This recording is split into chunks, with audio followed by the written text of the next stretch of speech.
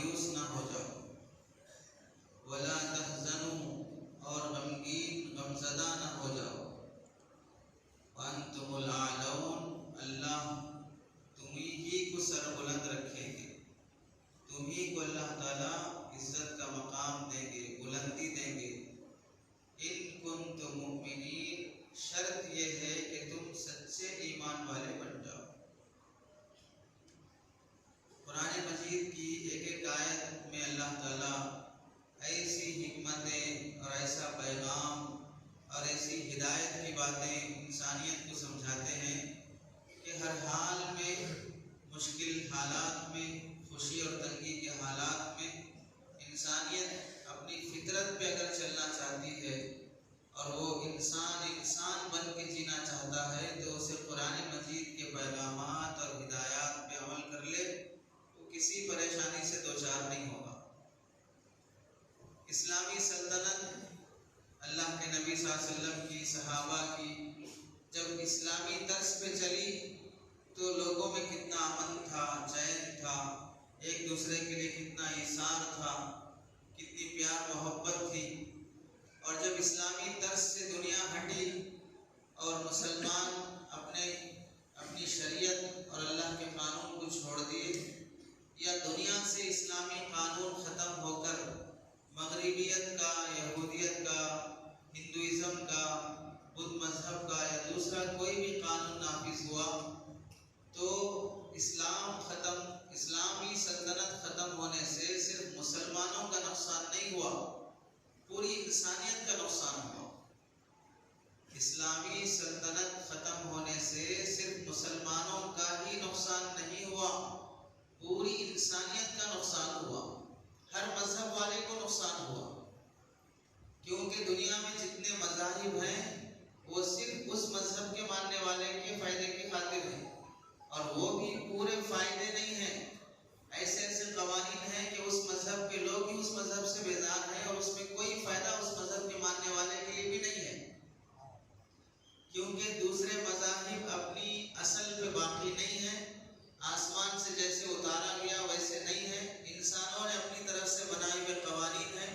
انسان کی عقل اتنی کامل نہیں ہے کہ وہ آنے والی دنیا تک کے لیے کوئی قانون بنا کے چلا جائے، کوئی انسان اتنی عقل رکھتا ہی نہیں ہے کہ قیامت تک ہمارے مذہب میں ہر مسئلہ موجود ہے، کوئی انسان بنا ہی نہیں سکتا ہے۔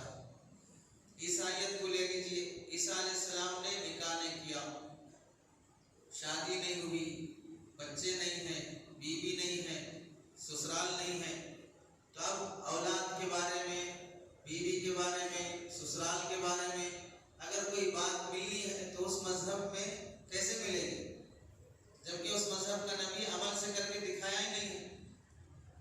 اور اللہ کی مرضی بھی یہی ہے کہ بھئی جیسے مثال کے طور پہ بچہ چھوٹا ہے تو اسے نکر پہنائیں گے، چھوٹی سی بنیان پہنائیں گے، تھوڑا بڑا ہونے کو آیا تو اس کا سائز بھی بڑھے گا، پینٹ پہنائیں گے، پیجامہ پہنائیں گے، کرتا شرٹ پہنائیں گے، اور بڑا ہوتا ہے تو پھر وہ سوٹ بھی پہنے گا، فلاں بھی پہنے گا۔ ہر عمر میں ایک لباس رہتا ہے، جب وہ عمر بڑھ جائے، آگے بڑھ جائے تو پھر وہ لباس اس کا کام نہیں آتا ہے۔ ایک عمر میں وہ لباس وہی ضروری تھا بچے کے لیے، جب عمر بڑھ گئی تو اب وہ لباس اس بچے کے لیے بیکار ہے۔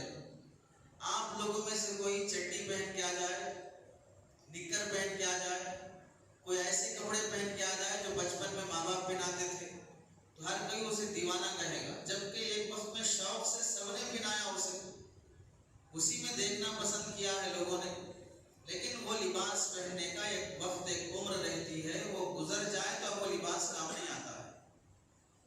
ایسے ہی انسانوں کی فطرت کے لحاظ سے اللہ کی ایک شریعت ہر زمانے کے لحاظ سے لباس کی حیثیت رکھتی ہے۔ حضرت موسیٰ علیہ السلام کے زمانے میں شریعت کا لباس تھوڑا چھوٹا، اسے اتنی ضرورت کافی ہے۔ عیسیٰ علیہ السلام کے زمانے میں اس سے تھوڑا بڑا، اس زمانے میں وہی کافی ہے۔ اور جب سرکار دو عالم صلی اللہ علیہ وسلم تشریف لائے تو انا والساعۃ کہاتین، میں اور قیامت دونوں ایسے آئے ہیں، میں آیا، اب قیامت آنا باقی ہے۔ اب انسانیت کامل درجے کو پہنچ گئی، انسان بڑا ہو گیا، اب اسے پورا لباس پہنانا ہے، اب پورا لباس کو شریعت محمدی کی شکل میں دیا گیا ہے۔ اب اگر کوئی پھر یہ لباس ملنے کے بعد وہی پرانے کپڑے اٹھا کے چڈی پہنوں گا، بنیان پہنوں گا کہے گا تو اسے بیوقوف کہیں گے۔ وہ پہننے کا ایک وقت تھا، پہن لیے ہو گیا، قومیں اور ملتیں اس سے گزر کے آگے بڑھ گئی، ان کی عمر گزر کے آگے بڑھ گئے، اب یہ شریعت محمدی کی عمر کو پہنچے ہیں، اس عمر میں اسے شریعت محمدی کا ہی لباس پہنائیں گے تو یہ سکون سے رہے گا۔ اگر اسے شریعت محمدی کے کپڑے اتار کے عیسائیت کے، یہودیت کے کپڑے پہنائیں گے تو یہ بے چین رہے گا، ایسے جیسے کسی بڑے آدمی کو چڈی پہنا کے گھما رہے ہوں۔ تو اللہ کے نبی صلی اللہ علیہ وسلم کی لائی ہوئی شریعت اتنی کامل و مکمل ہے کہ ہر دنیا کے ہر مذہب والے کو نقصان پہنچا جب اسلامی سلطنت ختم ہوئی، ہر مذہب والے، چونکہ اسلام ایک واحد مذہب ہے جس میں ہر مذہب کے ماننے والے کی بھلائی چاہی گئی، جس میں ہر مذہب کے ماننے والے کی خیر خواہی ہے، ہر مذہب میں چلنے والے کے لیے اگر سکون سے جینا چاہتا ہے تو اسلامی طرز پہ چلے۔ اسی واسطے حضرت مفتی شفیع صاحب رحمۃ اللہ علیہ فرمایا کرتے تھے، معارف القرآن کے مصنف مفسر قرآن مفتی اعظم پاکستان یہ فرمایا کرتے تھے کہ اگر کوئی دوسرا مذہب کا بندہ یا دوسری قومیں ترقی پہ جا رہی ہیں اور وہ دنیا میں ان کا عروج دکھائی دے رہا ہے تو ان کے مذہب کا اس میں کوئی کمال نہیں ہے، اس میں کمال ہمارے مذہب کا ہے کہ ہمارے مذہب کی جو باتیں انسانیت کو ترقی پہ لے جانے کی تھی وہ باتیں انہوں نے اپنائی تو اللہ نے انہیں ترقی دی ہے۔ باقی ان کے مذہب میں کوئی ایسی بات نہیں ہے جو انسانیت کو ترقی اور عزت پہ لے جا سکے۔ اب اگر کوئی قوم عزت پہ دکھ رہی ہے، ترقی پہ دکھ رہی ہے تو وہ اسلام کے قانون پہ عمل کر کے دکھ رہی ہے۔ جیسے مثال کے طور پہ آپ یورپ میں دیکھیں، صاف صفائی بہت منظم طریقے سے صاف ستھرا رہتے ہیں، تو صاف صفائی کو اسلام میں آدھا ایمان کہا گیا ہے، صاف صفائی کو آدھا ایمان کہا گیا ہے، اور اللہ کے نبی نے فرمایا جس گھر کا صحن پاک ہوتا ہے اللہ تعالیٰ اس گھر کی خاتون پہ رحمت کی نگاہ سے دیکھتے ہیں۔ ہمارے اور یہودیوں کے درمیان میں حدیث اللہ کے نبی فرما رہے ہیں، ہمارے اور یہودیوں کے درمیان میں فرق یہ ہے کہ مسلمان اپنے گھر کا آنگن پاک رکھتا ہے اور یہودی اپنے گھر کا آنگن پاک نہیں رکھتا۔ گھر کا آنگن کیسا ہو، بیڈ روم کیسا ہو، ہال کیسا ہو، گھر کی تعمیر اسلامی طرز سے کیسی ہو۔ خلافت عثمانیہ کے زمانے میں لکھی ہوئی کتابیں جو صرف مکانات کی تعمیر پر، حضرت عمر کے زمانے کی تاریخ کہ روڈ کتنی ہونی چاہیے، مکان کتنا ہونا چاہیے، بیڈ روم کتنی ہونی چاہیے، کھڑکی کتنی ہونی چاہیے، گلی کتنی ہونی چاہیے، نالے کیسے ہونے چاہیے، یہ سب حضرت عمر نے اپنے زمانے میں بنا کے اور اس پر کتابیں لکھی گئی۔ حضرت عمر رضی اللہ عنہ کے کارناموں میں لکھا ہے یہ سب چیزیں کہ بستی کیسے آباد کی جاتی ہے، کیسے مکانات بنائے جاتے ہیں، اسلامی طرز کا مکان کیسے ہوتا ہے، بازار کیسے ہوتے ہیں، اسکول مدرسے کیسے ہوتے ہیں، مسجدیں کیسی ہوتی ہیں، یہ سب اسلامی تاریخ میں لکھا ہوا ہے۔ تو اگر کوئی ترقی پہ جا رہا ہے تو وہ اسلامی قانون پہ عمل کر کے جا رہا ہے، اور کوئی تنزلی کا شکار ہو رہا ہے تو اس کی وجہ یہ ہے کہ وہ اسلام کو چھوڑا ہوا ہے۔ اب اگر مسلمان ذلیل ہو رہا ہے، اس کی توہین ہو رہی ہے، اسے حقارت کی نگاہ سے دیکھا جا رہا ہے، وہ خود اپنے آپ کو حقیر محسوس کر رہا ہے، تو اس میں اسلام کا قصور نہیں ہے بلکہ اس میں اس کا قصور ہے کہ وہ اسلام پہ چلنا چھوڑ دیا ہے۔ ورنہ جو عزت، جو ترقی اللہ نے اسلام میں رکھی ہے اسی چیز کو لے کر غیر ترقی پہ جا رہے ہیں، اور وہی چیز کو بہانہ بنا کے مسلمان پیچھے ہٹ رہا ہے تو پھر وہ ذلت کے خار میں گر رہا ہے۔ اور دوسری بات یہ بھی سن لیں، دنیا میں جس قدر اسلام کی مخالفت کی گئی اور کی جا رہی ہے اور کی جائے گی، اتنا کسی مذہب کی مخالفت نہ کی گئی، نہ کی جا رہی، نہ کی جائے گی۔ ہر دور میں جتنا مسلمانوں کو ٹارگٹ بنایا گیا ہے اتنا کسی کو ٹارگٹ نہیں بنایا گیا۔ اگر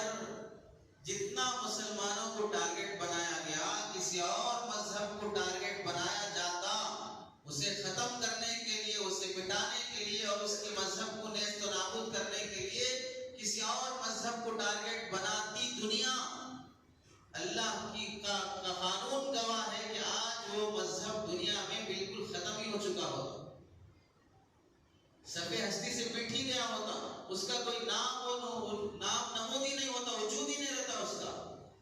لیکن اسلام کی روز اول سے مخالفت کی جانے کے باوجود بھی جتنا دباؤ اتنا ابھرتا ہے کی طرح زندہ ہے اور روز روشن کی طرح آیا ہے. تو اس میں مسلمانوں کا کوئی کمال نہیں ہے. اسلام ہی کے اندر وہ خوبی ہے کہ اسلام ہر زمانے میں ابھرے گا. مسلمانوں کا کوئی کمال نہیں ہے. مسلمان جس قدر اسلام سے بیزار ہو کے جی رہا ہے، جس قدر بیزار ہو کے جی رہا ہے، کسی مذہب کے معاملے پہ عمل کرنے کی بات آ جائے، بولنے کے لیے میرے لیے بھی آسان ہے، سننے کے لیے آپ کے لیے بھی آسان ہے. جب عمل کرنے کی بات آتی ہے تو کتنے فیصد مسلمان عمل کے میدان میں ہیں؟ تو جس قدر مسلمان اسلام سے دور ہے، چاہیے تو یہ تھا کہ یہ مٹ جاتا، فنا ہو جاتا. لیکن اللہ نے جو قانون بیان فرما دیا، وَالَّذِي أَرْسَلَ رَسُولَهُ بِالْهُدَى وَدِينِ الْحَقِّ لِيُظْهِرَهُ عَلَى الدِّينِ كُلِّهِ وَكَفَى بِاللَّهِ شَهِيدًا. اللہ نے ایسا قانون، ایسا رسول، ایسی ہدایت کی باتیں دے کے بھیجا ہے جو سارے مذاہب پر غالب آ کے رہے گا، سب پر چھا کے رہے گا. قانون میں ہی وہ صلاحیت ہے، اس قانون کے اندر ہی وہ خوبی ہے کہ سب مذاہب پہ چھا کے رہے گا. ورنہ جتنا اس کو ٹارگٹ بنایا گیا، تاتاریوں نے کتنا ظلم نہیں ڈھایا، چنگیز خان نے کتنا ظلم نہیں ڈھایا، اور انگریزوں نے کتنا ظلم نہیں ڈھایا. بغداد کے اندر کیسے فسادات نہیں ہوئے، ملک شام میں کیسی حالتیں چل رہی ہیں، ہندوستان میں کیا کیا نہیں ہوا. اتنا ٹارگٹ اگر کسی اور مذہب کو بنایا جاتا تو وہ مذہب آج تک دنیا جانتی بھی نہیں تھی کہ یہ دنیا میں کوئی مذہب تھا ایسا. 3 سال کے عرصے میں 3 لاکھ سے زیادہ قرآن مجید چلائے گئے. اذان دینے پہ پابندی، نماز پہ پابندی، لنگی کھول کے دیکھی جاتی کہ مسلمان ہے تو اسے ختم کر دیا جائے. جو اپنی جان بچانے کے لیے اپنے کو ہندو ظاہر کرتا تھا، اسے ہندو مسلمان ہونے کا فرق کرنے کے لیے اس کی شرمگاہ دیکھ کے فیصلہ کرتے اسے مار دیا جاتا. ہزاروں لاکھوں مسلمانوں کو نشانہ بنا کے مار دیا گیا. اس کے باوجود بھی تاریخ گواہ ہے کہ اسلام نہیں مٹا. اور مسلمان زندہ ہے تو کس وجہ سے زندہ ہے؟ کہ بس نام کی خاطر جو 10% یہ مسلمان بن کے جی رہا ہے، اس 10% کی کرامت ہے کہ یہ زندہ ہے.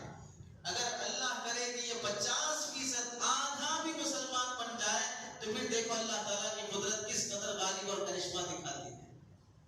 یہ 10% بھی جو جی رہا ہے مسلمان بن کے، بظاہر نماز، یہ کرتا پیجامہ، یہ ٹوپی، یہ فلاں، یہ کلمہ، یہ اسلامی نام، اس کی برکت ہے کہ اللہ تعالیٰ زندہ رکھا ہے.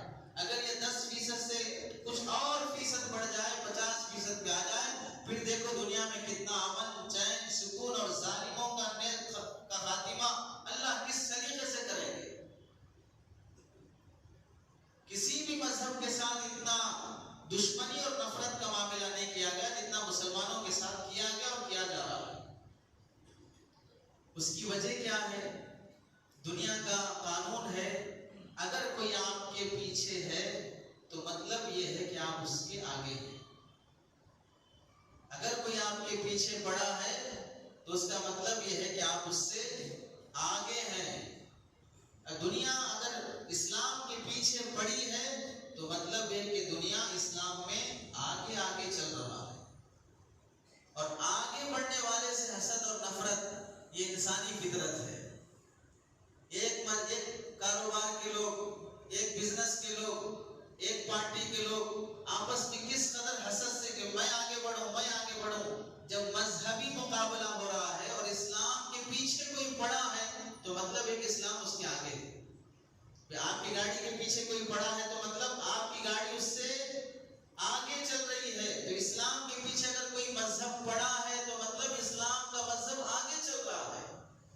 اور آگے چلنے والے کے لیے ٹانگ کھینچنا، حسد کرنا اور اسے ختم کرنے کی پلاننگیں کرنا یہ معمول ہے لوگوں کا. تو اگر کوئی آپ سے حسد کر رہا ہے تو سمجھ لو کہ آپ کے اندر بہت سی خوبیاں ہیں. اگر کوئی آپ سے جل رہا ہے تو سمجھو کہ آپ کے اندر وہ خوبی ہے جس کی وجہ سے وہ آپ سے حسد کر رہا ہے. اگر کوئی آپ سے حسد نہیں کر رہا ہے، نہیں چل رہا ہے، تو پھر آپ کے اندر کوئی خوبی نہیں ہے. آپ کے اندر کوئی خوبی نہیں ہے. اسے ہم مثال سے سمجھاتے ہیں. مسجد کے سامنے جو فقیر بیٹھتے ہیں, دکانوں پہ جو فقیر آتے ہیں, سڑکوں پہ اور سرکل کے پاس جو چوراہوں پہ جو فقیر رہتے ہیں, آپ کو معلوم ہے روزانہ ان کی کتنی کمائی ہے؟ 2 سال پہلے اخبار میں آیا تھا, روزانہ 24,000 سے زائد ایک فقیر کی کمائی ہے. 24,000 سے زائد. جو انجینئر حضرات ہیں وہ بھی سن لیں, 20,000 کے لیے 15,000 کے لیے کتنے پاپڑ بیلنے پڑتے ہیں انجینئر بن کے, اور یہاں سڑکوں پہ کھڑے ہو کے 24,000 سے زائد ماشاءاللہ ان کی کمائی ہے. 5 سال پہلے ہم نے سنا تھا ایک بندہ بمبئی میں بھیک مانگتا ہے اور اپنے گھر ماہانہ 40,000 بھیجتا ہے.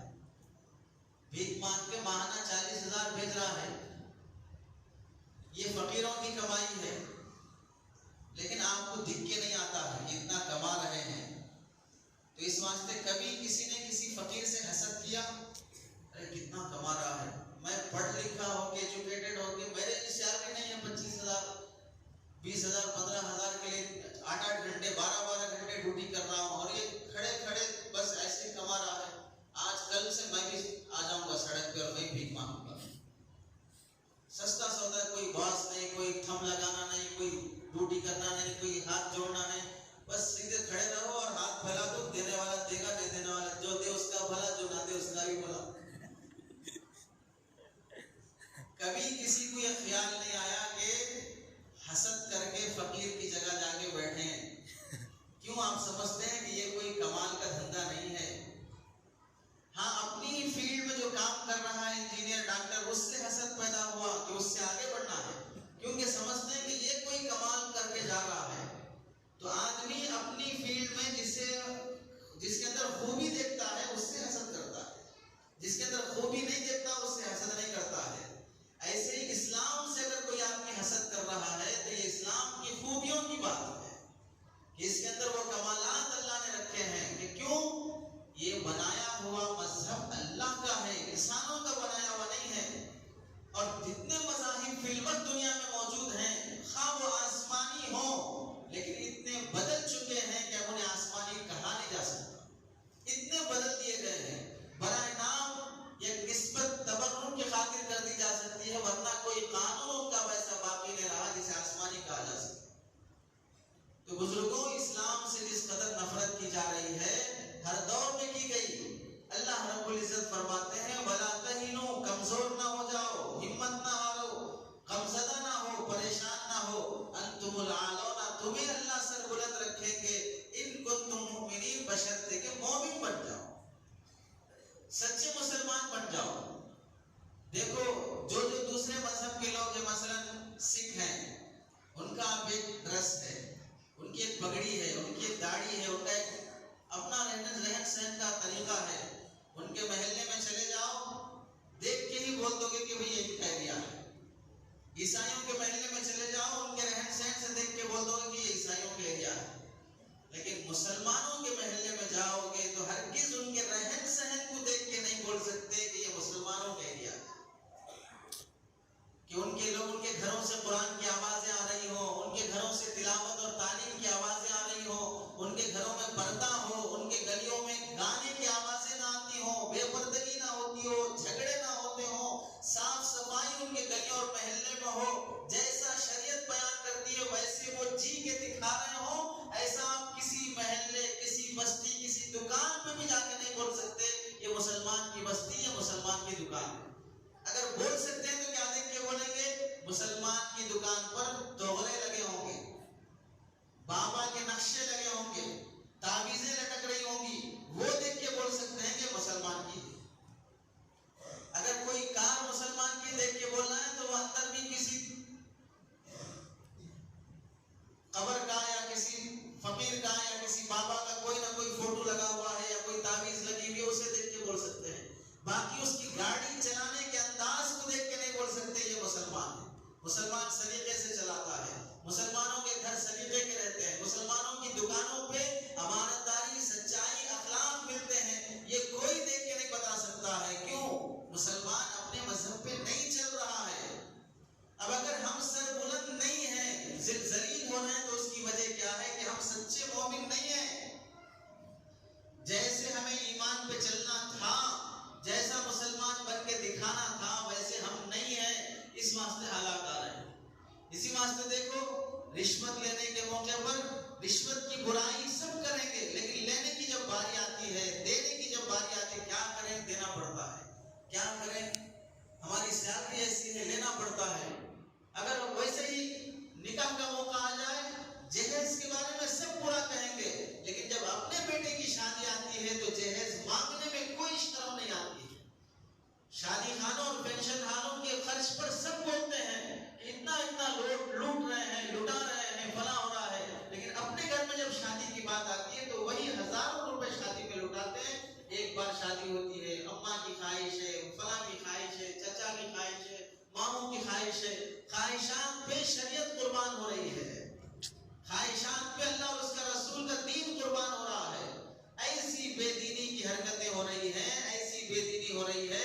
بقول ایک بزرگ کے ہمارے شادی خانے اور فنکشن ہال اور ہمارے رسم و رواج اور شادی کے موقع پر ہونے والی خرافات ایسی ہیں کہ زبان حال سے مسلمان یہ کہتا ہے کہ میری شادی میں، میری بیٹی کی شادی میں، بیٹے کی شادی میں گلی کے ہر ایرے غیرے کو آنے کی اجازت ہے، نوکر کو آنے کی اجازت ہے، کام کرنے والے ویٹر کو آنے کی اجازت ہے، غیر مسلم دشمنوں کو بھی آنے کی اجازت ہے۔ اگر آنے کی اجازت نہیں ہے تو اللہ اور اس کے رسول کو آنے کی اجازت نہیں ہے۔ اس کا طریقہ نہیں آنا میرے فنکشن ہال میں، اس کا حکم نہیں آنا میرے فنکشن ہال میں، اس کی سنت نہیں آنا میرے نکاح میں، باقی سب آ سکتے ہیں، باقی سب آ سکتے ہیں۔ ایسے جب شادی بیاہ ہوں گے، ایسی فضول خرچی اور اسراف ہوگا۔ آپ پڑھ لیجئے تاریخ یا علماء سے کبھی وقت نکال کے سنیے، خلافت عثمانیہ کیوں ختم ہوئی، اندلس کیوں ختم ہو گیا، اسپین سے اسلامی سلطنت کیوں ختم ہو گئی، ہندوستان سے مغلیہ سلطنت کیوں ختم ہو گئی۔ ان وجوہات میں ایک وجہ مورخین نے یہ بھی لکھی ہے کہ فضول خرچی اور اسراف اسلامی سلطنتوں میں عام ہو گیا تھا۔ فضول خرچی اور اسراف عام ہو گیا۔ کتنا عام ہو گیا تھا؟ اگر کسی کو بکری کا کلیجہ کھانا ہو تو ایک بکری منگا کر کلیجہ گلا بکری ذبح کر کے کلیجہ نکال کے تل کے کھا لیتا، بکری پھینک دیتا۔ صرف کلیجہ کھانے کی خاطر بکری ذبح کر کے بکری پھینک دی جاتی اور کلیجہ کھا لیتا تھا۔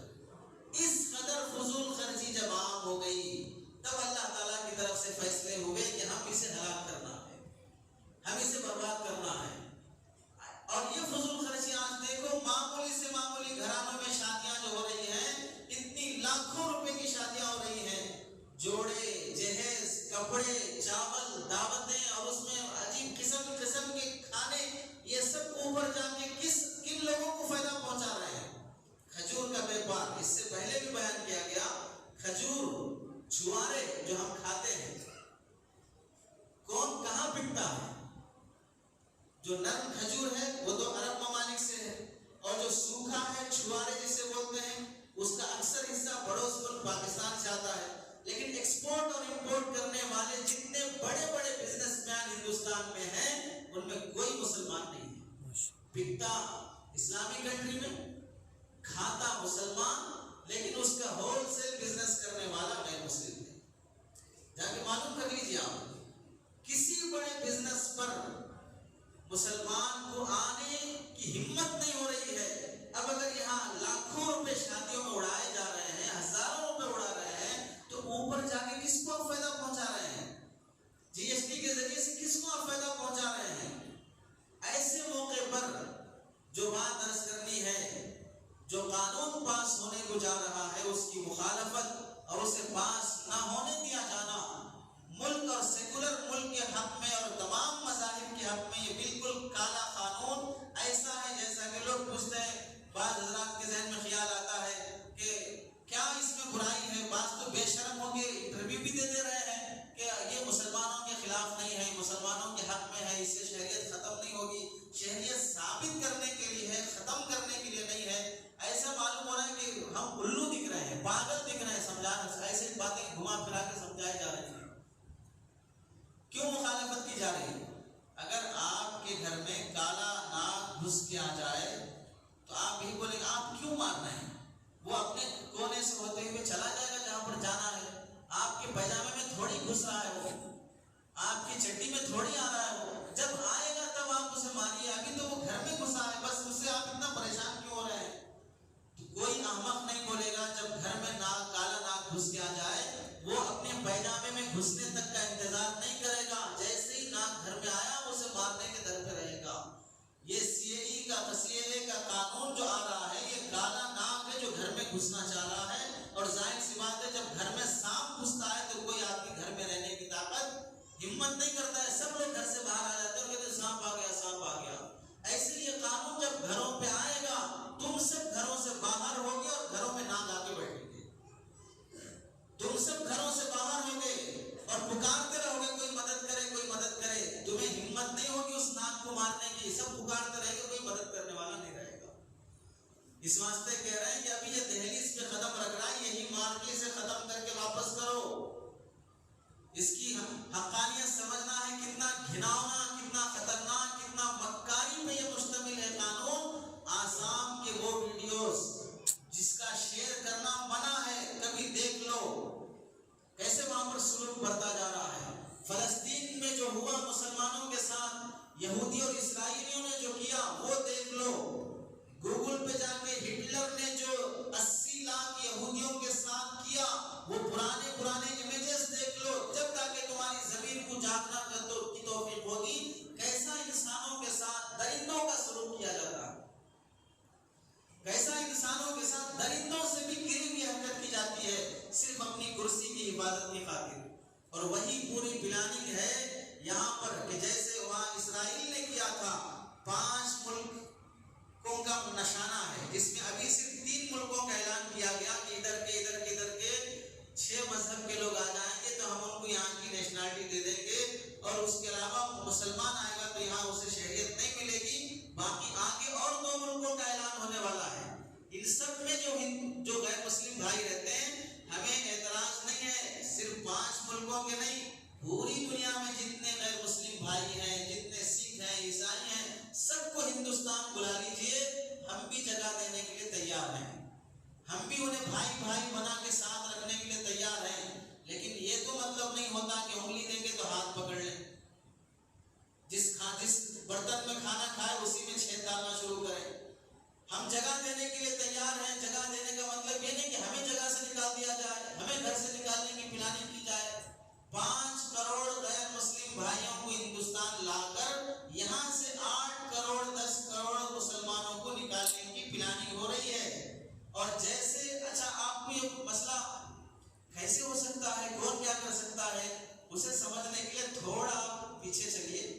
کشمیر میں اچانک کیسے اتنی فوج آ گئی، اچانک کیسے وہاں کے لیڈروں کو قبضہ کر لیا اور روپوش کر دیا گیا، اچانک کیسے کرفیو لگ گئی، اچانک کیسے وہاں انٹرنیٹ بند ہو گیا، اچانک کیسے وہاں پر کوئی آواز اٹھانے والے ختم ہو گئے، آج تک کوئی کچھ نہیں بول رہا ہے، کیسے ہو گیا اچانک؟ کیوں؟ کشمیر میں سب نامرد ہیں، کسی میں ہمت نہیں ہے، کوئی ایسے خوف اور ایسے اندیشوں سے کوئی پہلے واقف نہیں تھا۔ جیسے ملک کے ایک حصے میں اچانک ہوا، ویسے دوسرے حصوں میں بھی اچانک ہو سکتا ہے۔ کیسے آسام میں ہو گیا، کیسے فلسطین میں ہو گیا، جب آنکھوں سے دور کی چیزیں دکھ رہی ہیں، ہم بار بار، اور علماء مفکرین ہمارے بڑے بڑے اکابر بار بار کہتے ہیں جو دور سے دکھ رہا ہے اسے دور سمجھ کے ابھی غفلت میں مت رہو۔ اللہ غافلوں پر اگر ناراض ہو گیا، دور کی چیز کو زوم کر کے قریب سے دکھا سکتے ہیں۔ اب وہی دکھ رہا ہے یوپی میں، مظفر نگر میں، فلاں بجنور میں، جیسے حالات چل رہے ہیں، کیسے مسلمانوں کو ٹارگٹ بنایا جا رہا ہے۔ دہشت گرد، ٹیررسٹ اور متشدد لوگ لیگل ٹیررسٹ کے لباس میں، پولیس اور فوجی کپڑے پہن کر ان کو بدنام کرنے کی خاطر، ہم کو نشانہ بنانے کی خاطر ایسی گھناؤنی حرکتیں اور ایسی درندگی پہ اتر آ رہے ہیں۔ اللہ کی پناہ کو ان کی کون مدد کر رہا ہے؟ مرنے والا مر گیا، لوٹنے والا لوٹ گیا، عزتیں ختم ہو گئی، اب جا کے کوئی کیس کر بھی لے گا تو کیا دوبارہ وہ زندہ ہو جائے گا جو مرا ہے؟ اس کی عزت پھر واپس مل جائے گی، جس کا مال چلا گیا وہ پھر واپس مل جائے گا، جس کی دکانیں برباد ہو گئی وہ واپس مل جائے گی۔ اس واسطے کہتے ہیں کہ امن قانون کے دائرے میں رہ کر، امن اور شانتی کے ساتھ جو ظلم آنے کا اندیشہ اور یہ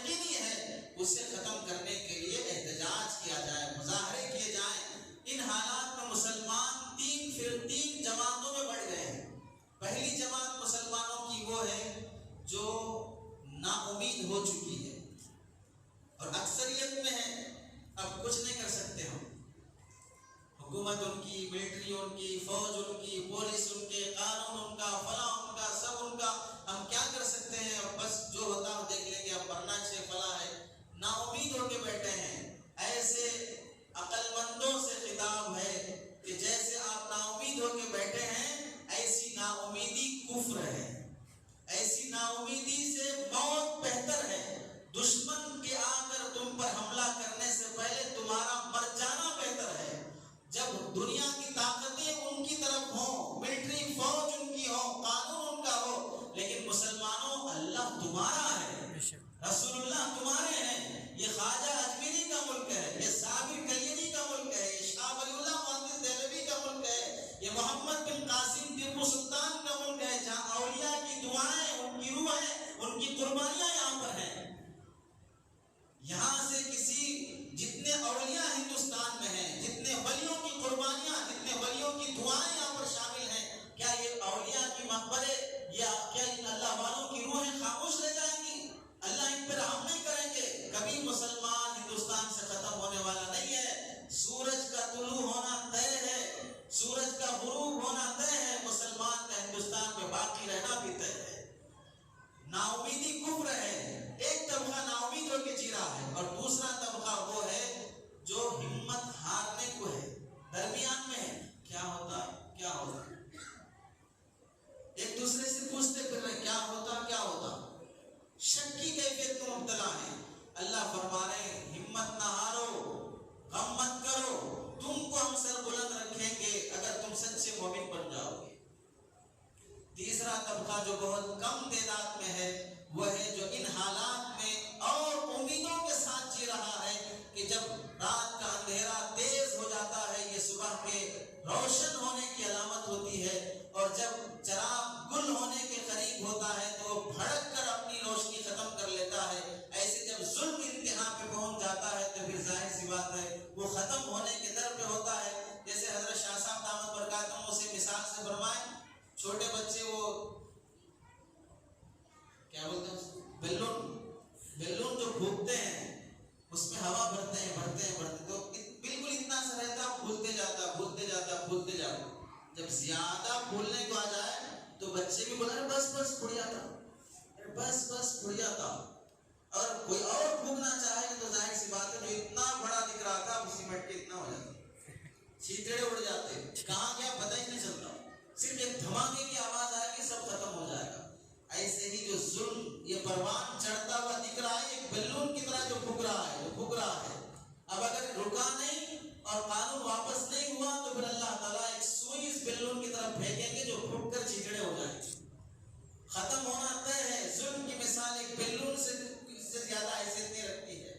تو جو پر امید ہو کے جینا اور امیدوں کے ساتھ جینا، ایسے جیسے سرکار دو عالم صلی اللہ علیہ وسلم نے سکھایا. کیا سکھایا؟ جب ہجرت کی رات مکے سے اللہ کے نبی صلی اللہ علیہ وسلم نکل رہے ہیں اور کفار مکہ پیچھے پڑے ہیں، اعلان کر رہا ہے ابو جہل جو محمد اور ان کے ساتھی کو پکڑ کے لائے میں اسے اتنے اونٹ دوں گا، اتنا پیسہ دوں گا، فلاں کروں گا، انعام رکھ رہا ہے. اور اللہ کے نبی راستے میں مدینے کی طرف چھپتے ہوئے جا رہے ہیں. پیچھے سے سراقہ بن مالک جو ابھی مسلمان نہیں ہوئے تھے، وہ اللہ کے نبی کی تلاش کرتے ہوئے پیچھے آ رہے ہیں. اللہ کے نبی صلی اللہ علیہ وسلم کے قریب پہنچتے ہیں، ان کے گھوڑے کے پیر زمین میں دھس جاتے ہیں. کہتے یا رسول اللہ دعا کیجیے، اب نہیں پکڑوں گا، آپ دعا کیجیے میرے گھوڑے کے پیر واپس آ جائے.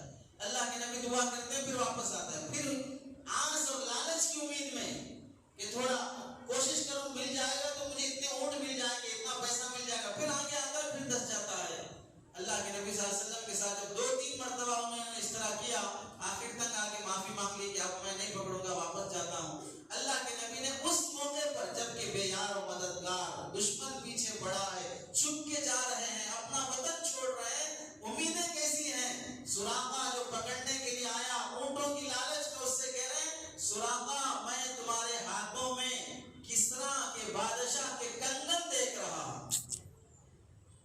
حالات میں امید کیسی؟ کسرا کے بادشاہ کے اس وقت کی سپر پاور جیسے آج کا امریکہ ہو، اس وقت کی سپر پاور کا حوالہ دے کے اللہ کے نبی کہہ رہے ہیں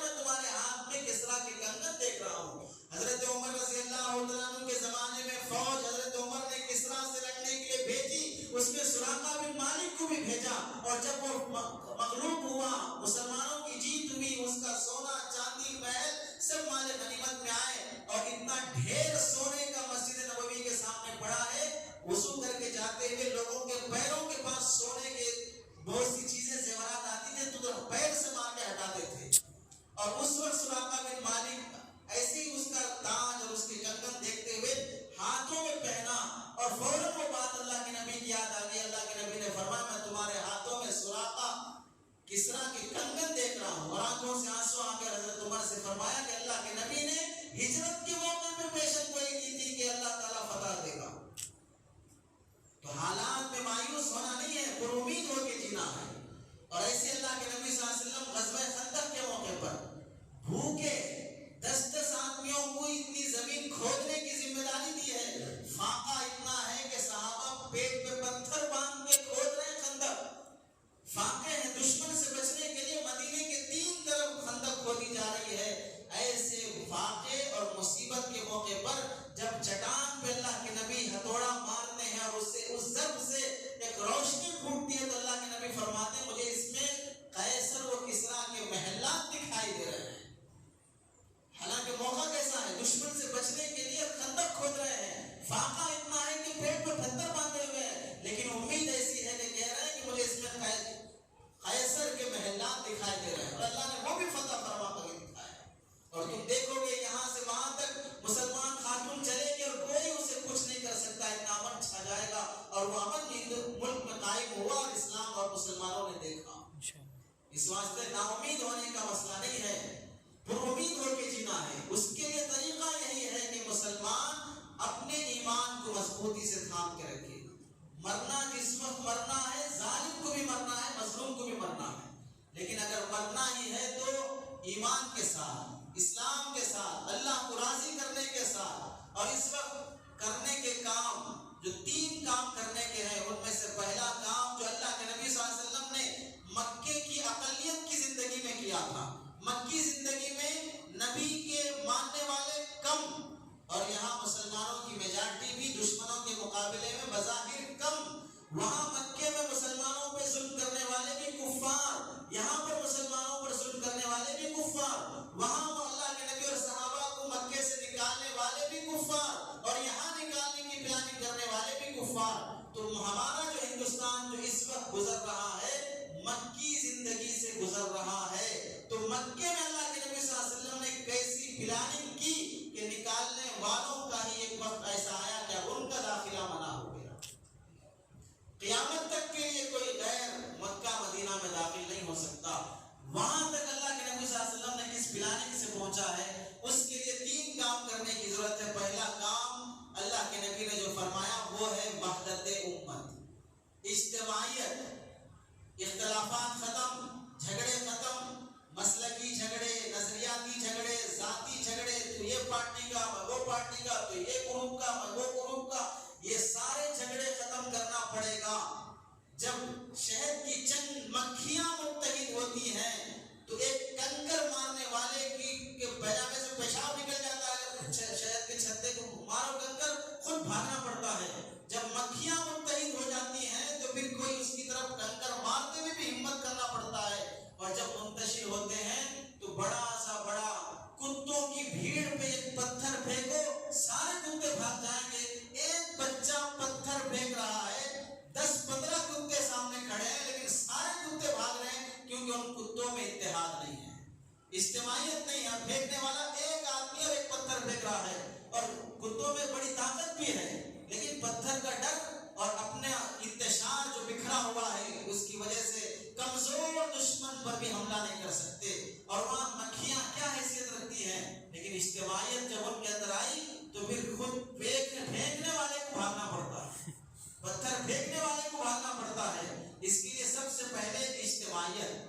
نظریاتی اختلافات جو جس مسلک پہ چل رہا ہے چل رہے ہیں، وہ اہل حدیث ہے، وہ جماعت اسلامی ہے، وہ تبلیغی ساتھی ہے، وہ دیوبندی ساتھی ہے، وہ بریلوی ساتھی ہے، جو جس مذہب پہ چل رہا ہے چلنے دو. اجتماعیت کے لیے مذہب کوئی چھوڑ کے نہیں آئے گا، اسے کان کھول کے سن لو. اجتماعیت کا مطلب یہ نہیں کہ ہر آدمی اپنا مسلک چھوڑ کے آ جائے. یہاں اجتماعیت کی دعوت جو دی جا رہی ہے مسلکی مسئلے کی خاطر نہیں ہے، ملکی مسئلے کی خاطر ہے. مسلکی مسئلہ ہوتا تو مسلک چھوڑنے کی بات ہوتی. ملکی مسئلہ ہے تو ہر مسلک والے کو اپنے ملک میں رہنے کے لیے مسلک پہ رہتے ہوئے ہی ملک کی حفاظت کرنا ہے. ورنہ جو اجتماعیت ہم چاہتے ہیں کہ وہ اپنا مذہب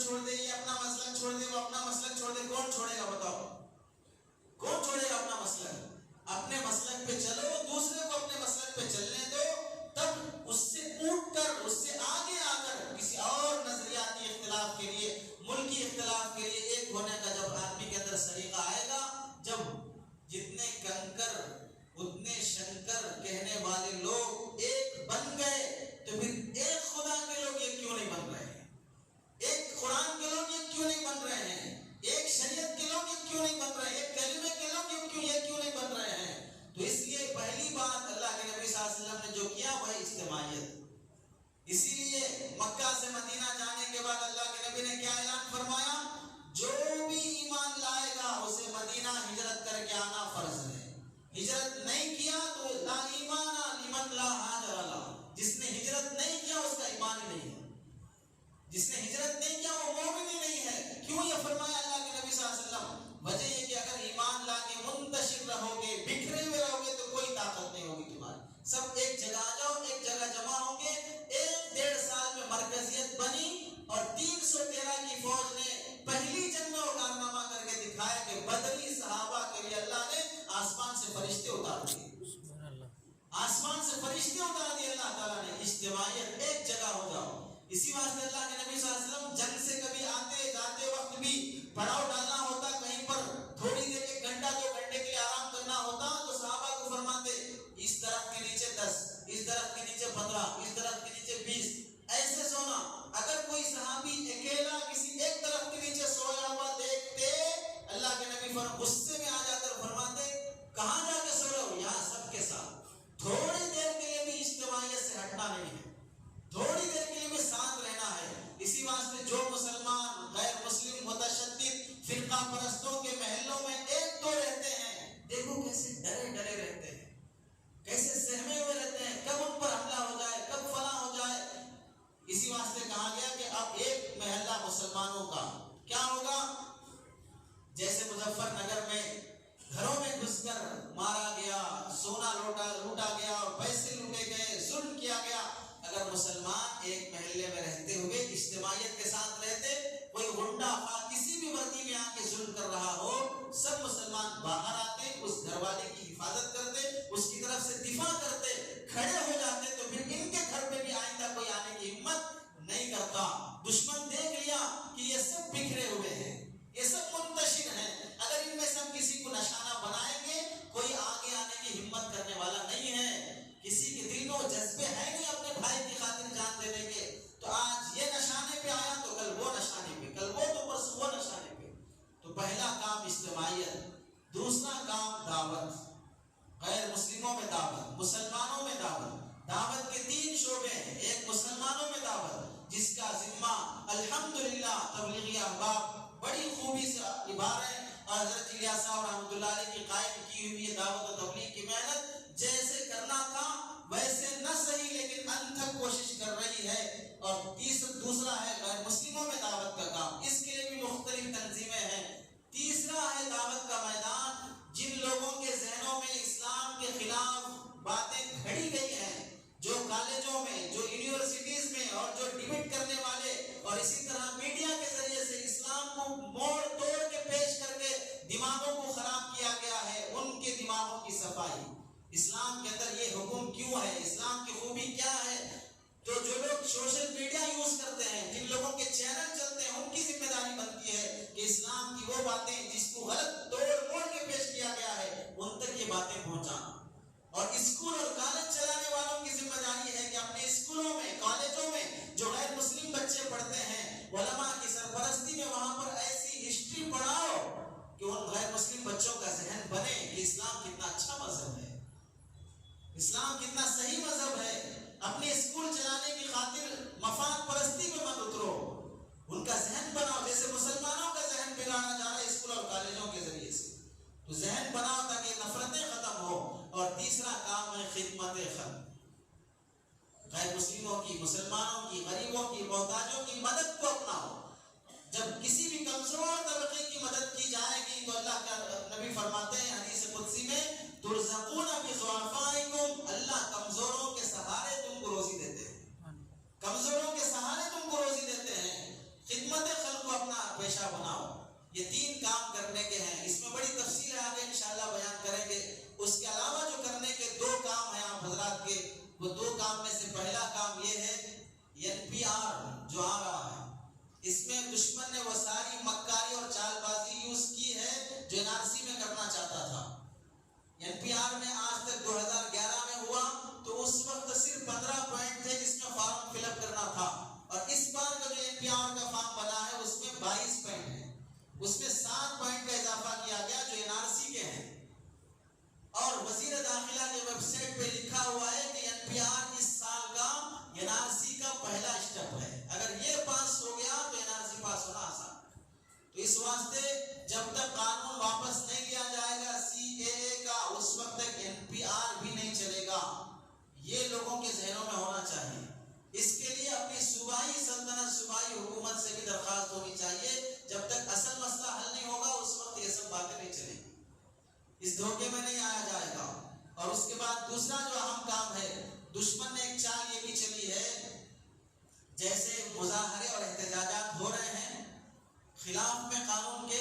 اب ویسے چوکیدار صاحب نے کہا کہ ہم 250 کانفرنس کریں گے اور اس NRC کے بارے میں ہم سمجھائیں گے. پہلے کانفرنس میں پورا جھوٹ کھل کے آ گیا. اللہ نے پہلے کانفرنس کو ہی پورا جھوٹ، جتنا جھوٹ کا پلندہ تھا وہ سب قوم کے سامنے آ گیا. کتنا پارلیمنٹ میں جھوٹ بولا گیا اور کتنا یہاں کانفرنس میں جھوٹ بولا جا رہا ہے. اب جب وہ پلان اس کی فیل ہونے کو ہے تو اب وہ دوسرے پلان پہ آیا کہ اب دیہاتوں میں، ڈسٹرکوں میں لوگ پیسے کی خاطر غریبوں کو خرید کر کے چند پیسے دے کر خرید رہے ہیں، اور وہ ریالی میں شریک ہو کر یہ اعلان کر رہے ہیں کہ NRC اور CAA سب ہمارے لیے اچھا قانون ہے، ہم اس کی مخالفت نہیں کرتے، فلاں نہیں کرتے، اور پوسٹر چپکائے جا رہے ہیں. ان کی ذہن سازی کی جا رہی ہے. اور اس کے ساتھ ایک کام یہ ہو رہا ہے کہ صدر جمہوریہ اور چیف جسٹس اور وزیر اعظم وغیرہ کے نام خطوط لکھے جائیں کہ ہم کو یہ قانون چاہیے، ہم اس کی مخالفت نہیں کرتے. یہ پلاننگ چل رہی ہے تاکہ، اور 5 جنوری سے 15 جنوری تک یہ چل رہا ہے کہ خطوط لکھو زیادہ سے زیادہ کہ ہم کو یہ قانون چاہیے دشمن کی طرف سے. اور جب 26 جنوری پر لال قلعے پہ کھڑے ہو کے چوکیدار صاحب جو اپنا بھاشن پھینکیں گے تو اس موقع پر یہ بھی بولنے کو موقع رہے گا کہ لوگ انجانے میں مخالفت کر رہے ہیں، ورنہ تو ہمیں 10 لاکھ خطوط آئے ہیں کہ یہ قانون ہمیں چاہیے. اس واسطے علماء نے کہا ہے کہ ہمیں چاہیے کہ ہم خطوط لکھیں صدر جمہوریہ اور صوبائی سلطنت کے ذمہ دار اور چیف جسٹس وغیرہ کو کہ ہم اس قانون کی مخالفت کرتے ہیں، اور وہ خط سوشل میڈیا پہ ڈالا جائے اور کسی تنظیم میں ذمہ داری لے کر ان خطوط کو عام کیا جائے کہ ہم اس کی مخالفت میں خط لکھ رہے ہیں. اور اس سے آسان کام جو آخری آپ حضرات کے کرنے کا یہ ہے، اسے بول کے ختم کریں. ایک درخواست جو علماء کی طرف سے اور دانشوروں کی طرف سے آ رہی ہے اور بہت اہم درخواست ہے، جی تو کر رہا ہوں اس میں اور آدھا گھنٹہ آپ کو سمجھائیں، 2 منٹ میں آپ کو سمجھاتے ہیں. آپ حضرات کے بینک میں جتنا اپنا پیسہ ہے عزت سے نکال لو، جتنا پیسہ ہے عزت سے نکال لو، ورنہ بے عزتی سے نکالنا پڑے گا. اپنا پیسہ اپنے گھر میں رکھو، اپنا پیسہ اپنے جیب میں رکھو. اس سے پہلے بھی ہم نے بار بار کہا کہ زمانے جاہلیت میں ہمارے باپ دادا 50-60 سال پہلے پیسہ اپنے گھر میں کہیں چولہے کے نیچے رکھ رہے ہیں، کہیں اوپر رکھ رہے ہیں، کہیں زمین میں دفن کر رہے ہیں، اس طرح گھروں میں رکھ رہے تھے. وہ جاہل لوگ، ان پڑھ لوگ کھیت میں دفن کر رہے ہیں، گھر میں دفن کر رہے ہیں. اب لیکن اپنا پیسہ اپنے پاس، دوسرے کے پاس نہیں. اور یہاں پر اکاؤنٹ کھول کے بڑا خوش ہو رہا ہے کہ میرے اکاؤنٹ میں اتنا ہے، میرے اکاؤنٹ میں اتنا ہے. کہاں ہے تیرے اکاؤنٹ میں؟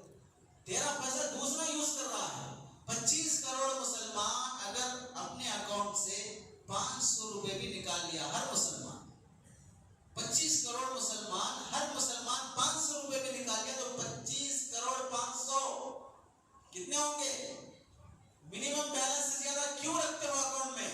تمہارے پیسوں سے یہاں پر بزنس کیا جا رہا ہے اور اس کا غلط استعمال ہو رہا ہے. اس واسطے دانشوروں نے درخواست کیا ہے کہ یہ کیا جائے کہ خاموشی سے ہر آدمی کو اپنے ہر اکاؤنٹ ہولڈر کو اجازت ہے میں اپنا پیسہ یوز کر سکتا ہوں، لے سکتا ہوں.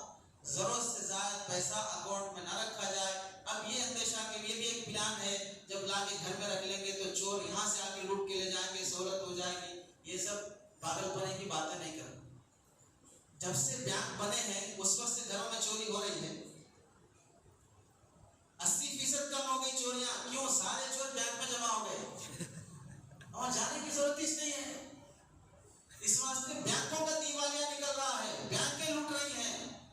جو سب لاٹھی چوروں کے ہاتھ دیں گے تو کیوں تمہارے گھر پہ آ کے رات میں 12 بجے آ کے پریشانی اٹھانے کی ضرورت کیا ہے؟ اور اب تک کون سے کس کے گھر میں چوریاں زیادہ ہوئی؟ یہ سب دیوانی بات. اگر چوری کرنے کے لیے کوئی آیا بھی تو کیا آپ نامرد ہیں؟ کوئی لے جاتا ہے تو خاموش چھوڑ دیں گے؟ ماریں گے, توڑیں گے, دفاع کریں گے, چیخیں گے, پکاریں گے, کچھ بھی کر سکتے ہیں, اپنا پیسہ بچا سکتے ہیں. لیکن وہاں اکاؤنٹ میں سے غائب ہوا تو کیا کر لیتے؟ کچھ نہیں کر سکتے. اس واسطے دانشوروں نے درخواست کی ہے کہ بزرگوں, احتجاج کی ایک شکل یہ بھی ہے کہ اپنا پیسہ جو اکاؤنٹ میں ہے منیمم بیلنس سے زیادہ اسے نکال لیا جائے.